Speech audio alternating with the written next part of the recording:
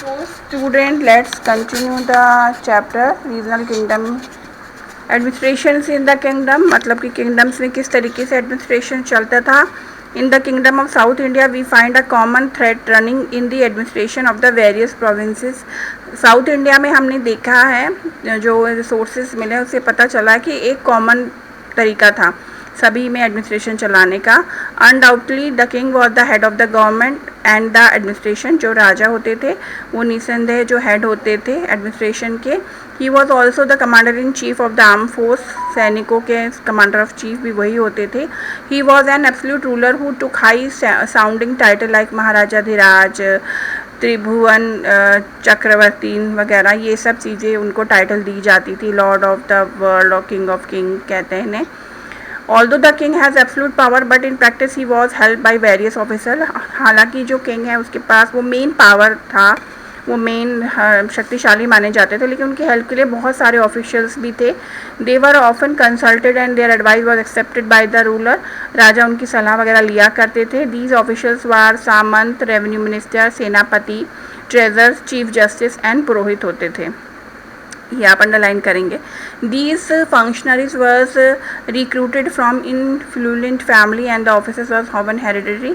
जितने भी फंक्शन होते थे वो राज फैमिली के ही होते थे, और जो ऑफिसर्स होते थे वो सब हेरिडिटरी, मतलब उनके बाद उनके बच्चे वगैरह वंश के आधार पर होता था.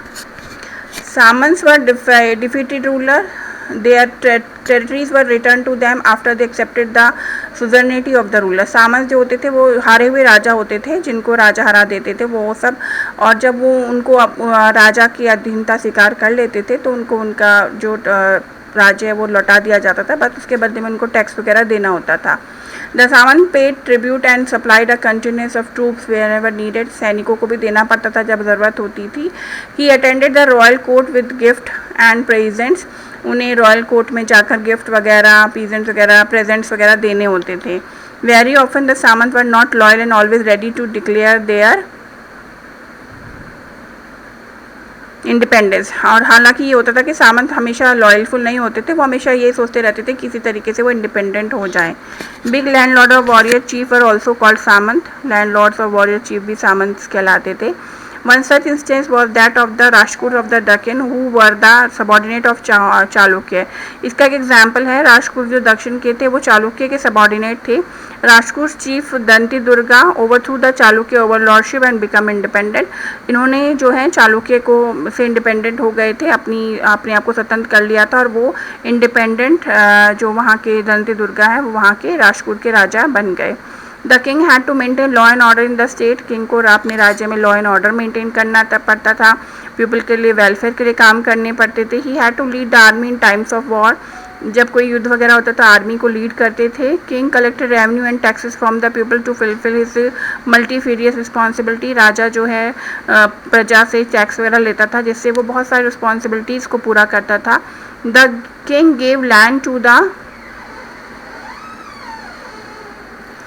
To the Brahmin government officer, lord chief and tribal leader को देते थे ये ब्राह्मण, ये जो किंग है, और सैलरी वगैरह भी दी जाती थी ऑफिसर्स को. The king collected the land revenue and also asked for contingents of troops during war. उनको रेवेन्यू वगैरह राजा को देना पड़ता था, जिसको वो अपनी सेना को तैयार करने में यूज़ करते थे. Brahman did not have to pay taxes for their land. Brahmans को अपने लैंड का कोई टैक्स नहीं देना होता था. There land was cultivated by the labour. Labours उनके लैंड को कल्टिवेट करती थी. They wrote account about the king and perform religious ceremonies.